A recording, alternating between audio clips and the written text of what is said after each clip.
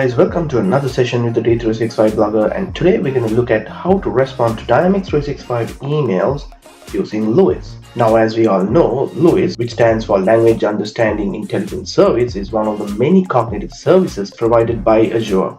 So this is a common situation I come across with customers who maintain orders or cases for their support incidents inside CRM.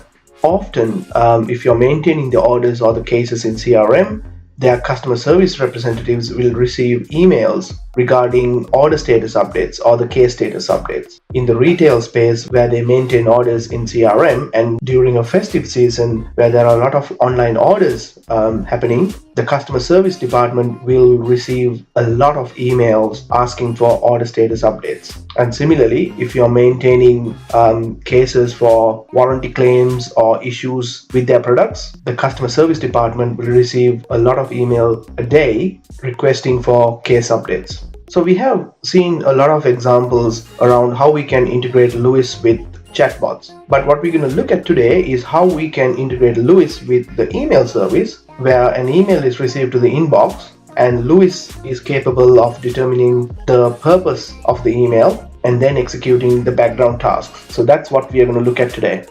So let's look into the business case and see what are the requirements. So the first point is the customer receives around 500,000 email inquiries related to orders and case updates. All customer inquiries are received on a single inbox. So that means there's one common inbox like info@whatever.com.au, and all order and case related emails are received to that particular inbox. All orders and cases are created and managed inside Dynamics CRM customer engagement. So if you look at my requirements, the system should automatically determine if an email is related to an order or a case when it arrives in the inbox, and then based on the inquiry type, the system should automatically search for the related case or the order in Dynamics 365 customer engagement and send a reply to the customer with the status of the order or the case. So if you look at the solution, these are the three main components that we'll be using in our solution. So we got Dynamics 365, where the orders and cases are maintained. We are going to use Microsoft Flow to search for the records inside Dynamics 365 and also monitor the inbox and connect LUIS to get the intents. So before we go into the proper solution that I have built, I want to walk you through an issue that I came across when I was doing the implementation. So here I am in my LUIS instance where I was having the issue. So in here I have an application called order status. So in here I have an intent called order status, and I've got an entity called order number. If I go into my intent, if I click on the order status, what I have done here is I have created three utterances. So in each of those utterances, what I'm doing is I'm mapping the order number entity to the whole order number inside the utterance. But here's the problem that I'm getting. Because I am linking the whole order number in here, and there are dashes in this order number, what's going to happen is when LUIS returns the order number, it's going to return the order number with a space in there. So if I'm going to show this to you, let's go into test and paste my utterance in there. So if I inspect the utterance, I can see it has returned the order number here under the entities. Notice there's a space when LUIS returns the order number. When I'm passing the order number to Microsoft Flow to search for the particular order inside Dynamics 365 customer engagement, this makes it very difficult. And in order to avoid this situation, I have used a workaround in my solution. So let's go into the proper LUIS instance that I'll be using in my solution and have a look at how things are built. So before we go into my LUIS instance, I want to take you through the auto numbering format in Dynamics 365 customer engagement. So if you go into here, you can see this is the number format that is used for cases and orders. So you can see it has a prefix, a number, and the suffix. So what I'm doing in my solution is if I go into LUIS, I have an application called check status. In there I have two intents for case status and order status. And if you look at my entities, I have three entities that I have created that matches the exact numbering format that I have in Dynamics 365 customer engagement.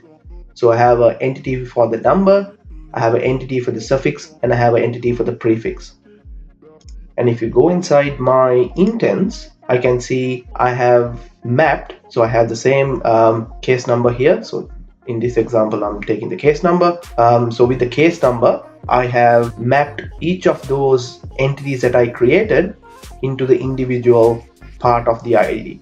And inside Microsoft Flow, what I'm doing is I'm using a flow step to concatenate the three parts into one order number. So this way I can avoid the previous issue I was having where a space was created between the order number. So just to show how things work, I'm going to run a test. I'm going to type an utterance here. And then if I inspect the utterance, I can see it returns the prefix, the number, and the suffix. So now if I go into my Microsoft Flow, I can see the first step is to monitor the inbox. So every time an email receives, the Microsoft Flow will kick in.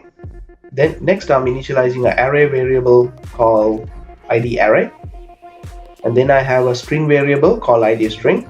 I'm then converting the email body to text using the HTML to text conversion, and then based on the output I'm passing the text that is returned from the HTML to text step into the get prediction. So this way what's happening is the HTML to text step is removing all the unnecessary HTML tags from the email, and it's passing only the text that is received. So it makes it easy for Luis to determine the intent. So what is happening is when Luis returns the ID in three entities, it passes the entity value as an array.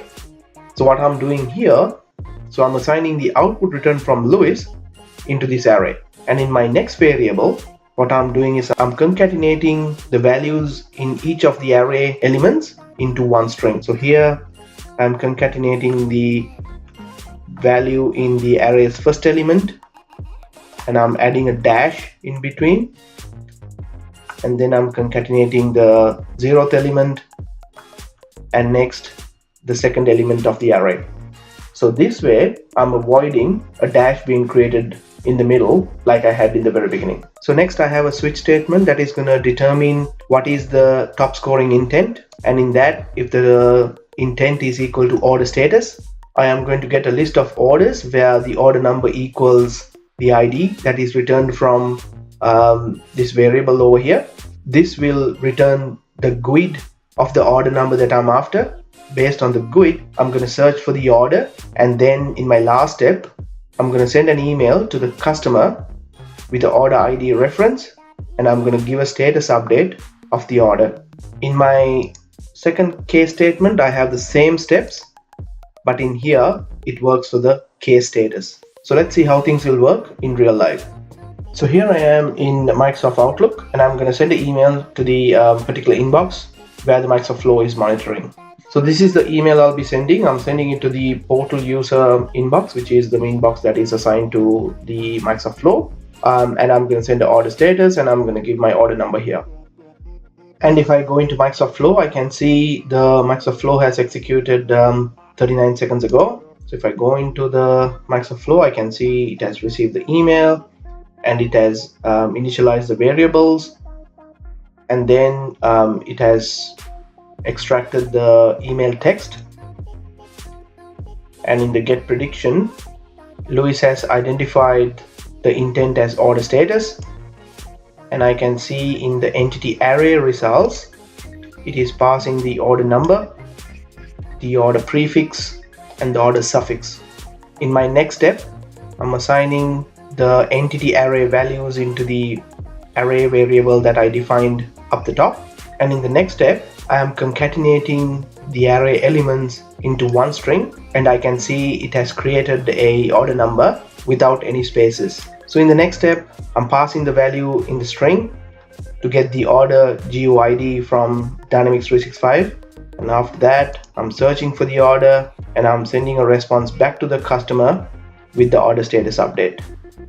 So if I go back to Outlook, I can see a new email has come through, and in that I can see it says, "Dear customer, your order status is still new," and the order was received on this particular date, and the order was last updated on this particular date.